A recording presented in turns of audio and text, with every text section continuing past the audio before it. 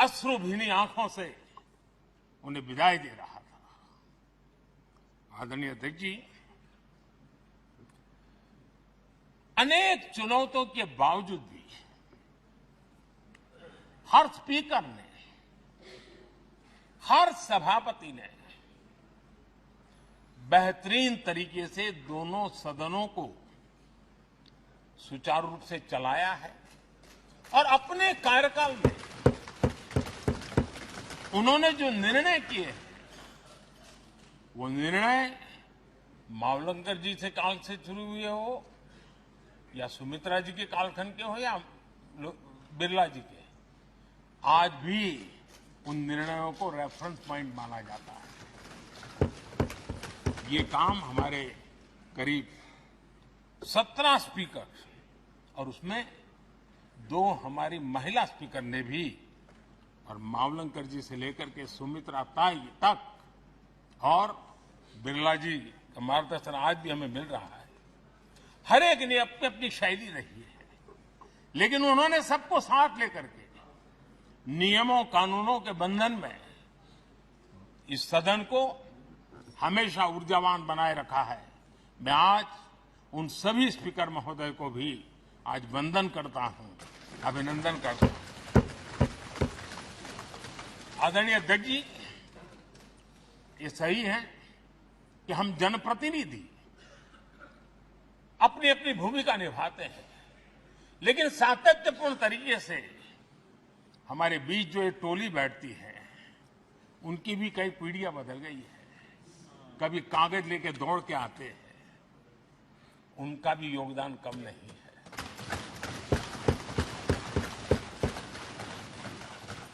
हमें कागज पत्र पहुंचाने के लिए दौड़ते हैं, सदन में कोई गलती न हो जाए, उसके निर्णय में कोई गलत न हो जाए, उसके लिए वो चौकन्ने रहते हैं।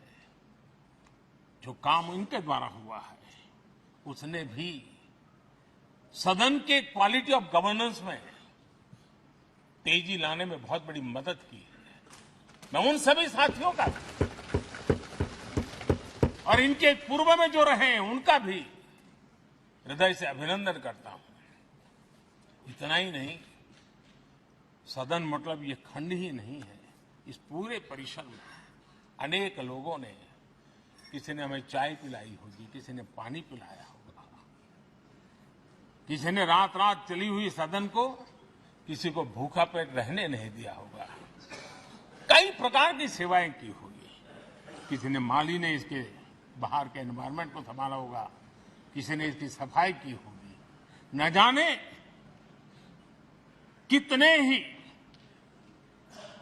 अनगिनत लोग होंगे जिन्होंने हम सब अच्छे ढंग से काम कर सके, और यहां जो काम हो वो काम देश को आगे बढ़ाने के लिए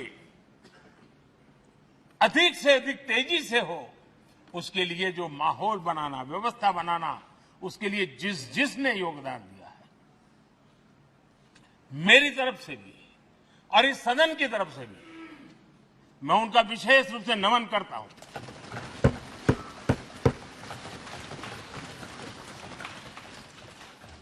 आदरणीय अध्यक्ष जी, लोकतंत्र का ये सदन, आतंकी हमला हुआ, पूरे विश्व में यह आतंकी हमला एक इमारत पर नहीं था, ये मदर ऑफ डेमोक्रेसी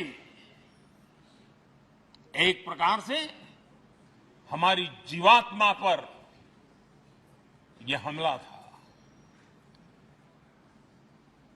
ये देश उस घटना को कभी भूल नहीं सकता है, लेकिन आतंकियों से लड़ते लड़ते सदन को बचाने के लिए और हर सदस्य को बचाने के लिए जिन्होंने अपने सीने पर गोलियां झेली, आज मैं उनको भी नमन करता हूं।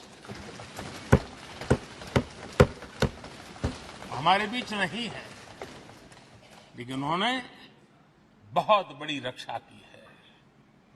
आदरणीय अध्यक्ष जी, जब आज हम इस सदन को छोड़ रहे हैं, तब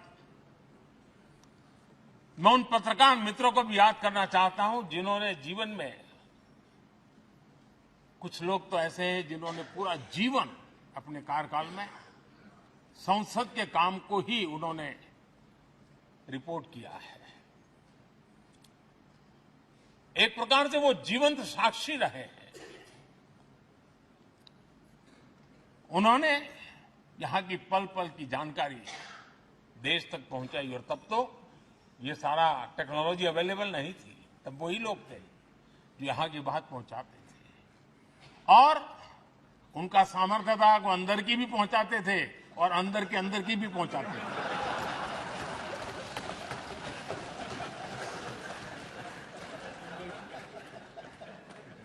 और मैंने देखा कि ऐसे पत्रकारिता जिन्होंने संसद को कवर किया, शायद उनके नाम जाने नहीं जाते होंगे, लेकिन उनके काम को कोई भूल नहीं सकता है।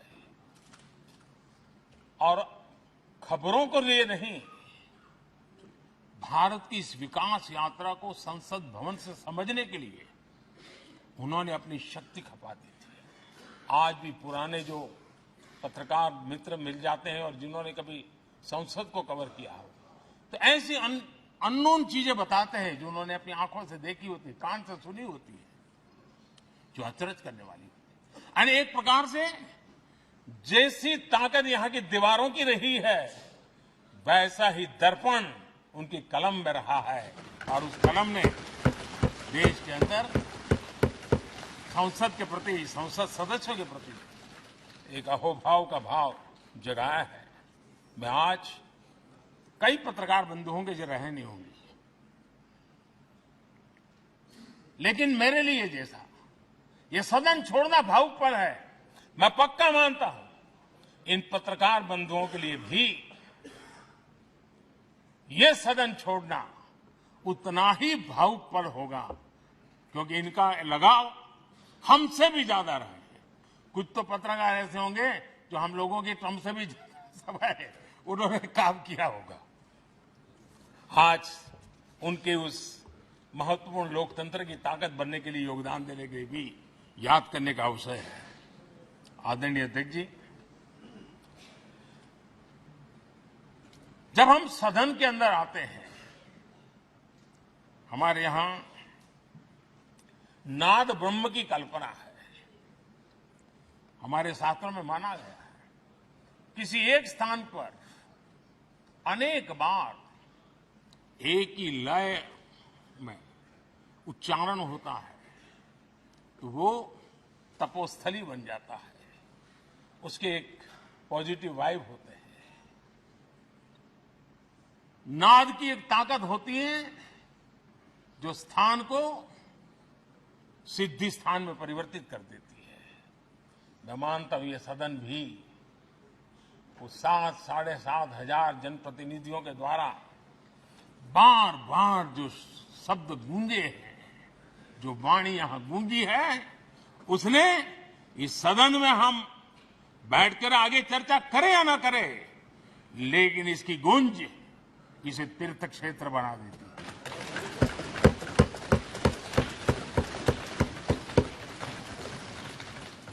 एक जागृत जगह बन जाती है, और लोकतंत्र की प्रति श्रद्धा रखने वाला व्यक्ति आज से 50 साल के बाद भी जब यहां देखने के लिए भी आएगा तो उसे उस गुंज की अनुभूति होगी कि कभी भारत की आत्मा की आवाज यहां पर गूंजती थी। और इसलिए अध्यक्ष महोदय, ये वो सदन है जहां कभी भगत सिंह, बटुकेश्वर दत्त, उन्होंने अपनी वीरता सामर्थ्य से अंग्रेज सल्तनत को जगा दिया था बम का धमाका करके। वो बम की गूंज भी जो देश का भला चाहते हैं उनको कभी सोने नहीं देती।